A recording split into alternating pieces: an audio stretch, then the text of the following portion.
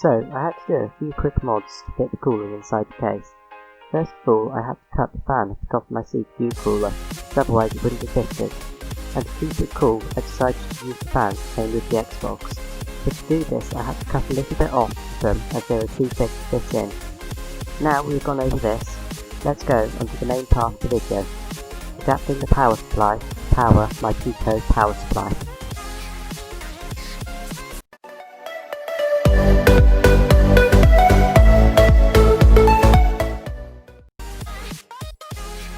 First of all, you want to cut off the big, bulky Xbox connector. Once you have done this, you want to take off a little bit of the outer sheathing. It'd probably be easier to take a little bit more than I did, so it made putting the heatsink on later very difficult.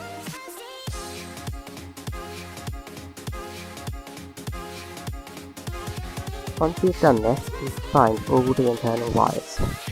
There should be 3 black and 3 yellow wires inside. The yellow wires are the positive and the black the ground. There are also another 2 wires.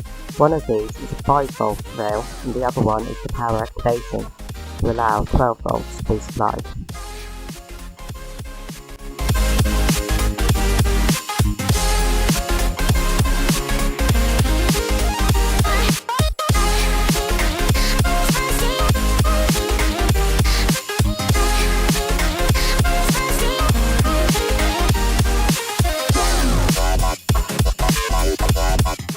Now, as I've stripped and twisted all the pairs of wires, I am going to solder them. You have to solder all of the yellow wires together and all of the black wires together. These will be your positive and negative that you can connect to your connectors or wires later. And I'm sorry about my terrible soldering. My soldering iron needs a new tip, and for this project, my soldering iron probably isn't quite powerful enough.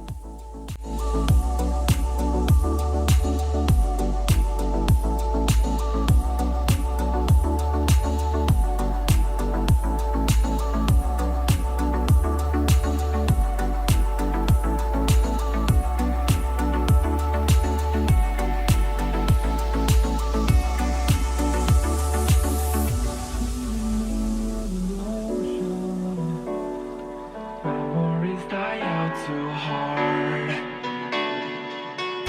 We were traveling mountains just to find the loudest seas. We set down by the fire, knowing we couldn't hide, but we didn't know that yet. So if you want something to hold on to, gotta find it first. But here I am. Waiting for the summer, knowing there's nowhere to go. 'Cause I am happy on this island, wanna be my funland. I don't ever want to leave, I'm in a tropic club.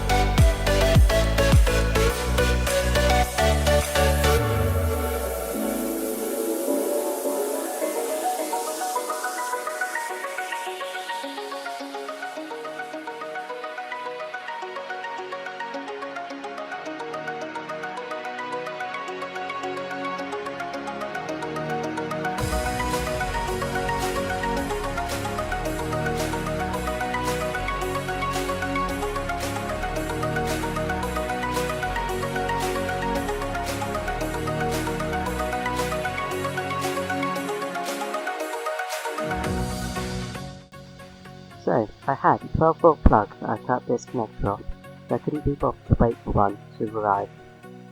This is going to be the plug that I plug into my Pico power supply once it arrives. If you look at the wire on the plug, One of the two wires will have a white dash or line along it. This indicates that this wire is the positive wire. This is the one that we have to connect to the yellow wire, which, as I mentioned earlier, is the positive 12 volts. Which means the other wire that doesn't have the white dash or line along it has to be connected to the black wire. Make sure you push heat shrink over the wires before you solder them, as this cannot be put on afterwards as the wires are connected.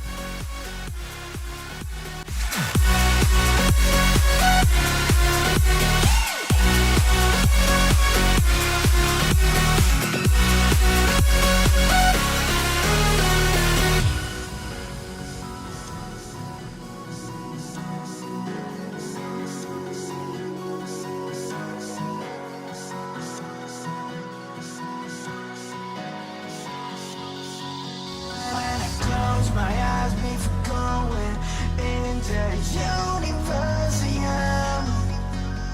I think about the moment we were hoping wouldn't end, because I never knew it was my imagination. I never wanted to say what I said, I just wanted an explanation.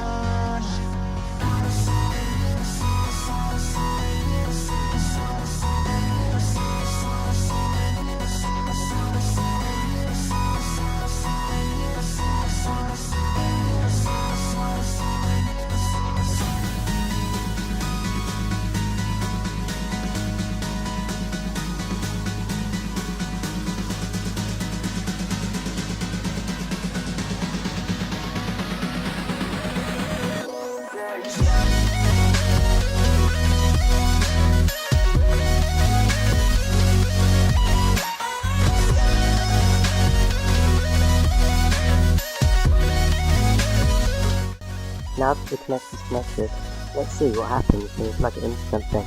Will it blow up, or will it work? I really hope it doesn't blow up, but if it does, then look really cool.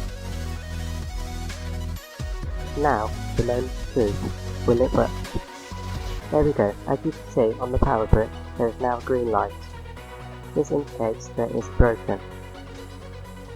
Now, to plug in a small device. This device used to be part of a Scalextric set, but now I'm just using it to test if 12 volt polarity is correct. As you can see, a little light come on showing it has, yay, it worked.